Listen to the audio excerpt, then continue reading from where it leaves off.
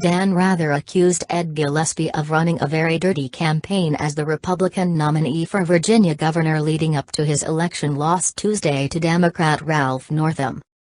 Gushing to CNN host Don Lemon on Wednesday about the Virginia Democrats' old-fashioned campaign, Rather failed to mention the racist anti-Gillespie ad from the Progressive Latino Victory Fund featuring a white man in a pickup truck, with a Gillespie bumper sticker and "Don't Tread on Me" license plate, driving at fleeing minority children. But let us not quibble. Rather also praised Democrats in general for their victories, saying they were a big deal. This was a big win for the Democrats. No other way to read it. In Virginia, Rather said the GOP found out that running a Trumpism kind of campaign without Trump himself campaigning directly for you doesn't work.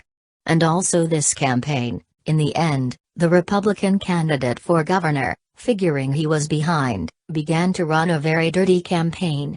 As I've said before, this campaign was nasty enough to gag a buzzard. That didn't work. More from Rather. So by any reasonable analysis coming out of last night, good news, very good news for the Democrats in not only Virginia but New Jersey and other places. They did it the old-fashioned way. They really got organized, and they got people out to vote. They were in a climate, I think generally speaking, that people want the country to be united.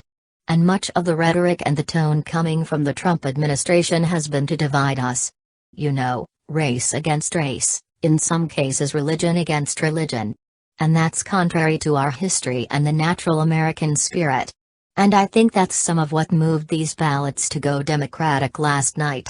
But by any reasonable reading of those results, a lot of Republicans who are up for re-election next year, their fingernails will begin to sweat now given these returns. Lemon also brought up a CNN poll showing only 34% of Americans saying Trump is honest and trustworthy with 64% believing he's not. 1 year in, I think that's pretty astonishing, Lemon observed. What forces are at work here? Rather blamed it on the tone of the Trump administration, what he says, what he tweets. People want a president to be strong, but they want him to be noble. Or at least have some noble instincts. And those are pretty hard to find with this presidency, and it's beginning to tell at the polls. Here's the clip. The relative portion starts at the 240 mark.